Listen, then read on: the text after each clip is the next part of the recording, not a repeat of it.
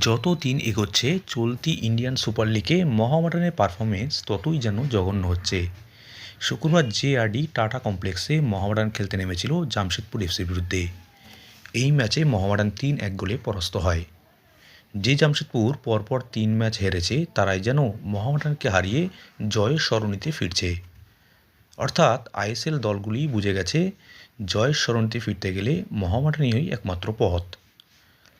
এদিন ম্যাচের ৫২ মিনিটে মোহাম্মদ সান্নানের ডান পায়ের গোল জোরালো শট বক্সের বাঁ দিক দিয়ে চালে জড়িয়ে গায়।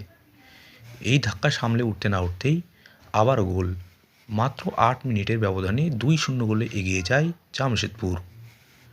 মোহামেডানের অবশ্য দ্বিতীয় অর্ধে একটা পেনাল্টি পায়, কিন্তু পেনাল্টি মিস করেন টিমের সবচেয়ে দামি খেলোয়াড় ফ্রাঙ্কা। এখানেই মোহামেডানের বিদেশি খেলোয়াড়ের মান নিয়ে প্রশ্ন উঠছে। শুধু বিদেশিরই বা কেন, মোহামেডানের দেশীয় খেলোয়াড়ের অতি জঘন্য পারফরমেন্স। ইস্টবেঙ্গলের খারাপ পারফরমেন্সের জন্য চাকরি ছাড়তে হয়েছিল কোচ কার্লোস কোয়াদ্রাতের।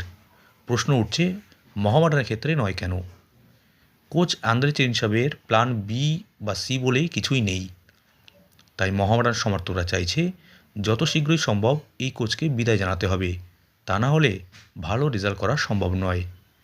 এদিন সাংবাদিক সম্মেলন করে কোচের পদত্যাগ ব্যাপারে প্রশ্ন করা হলে সচিব ইশতিয়াক আহমেদ রাজু বলেন, কোচের পদত্যাগ করা উচিত। আপাতত সেদিকেই তাকিয়ে গোটা মোহামেডান সমর্থকরা।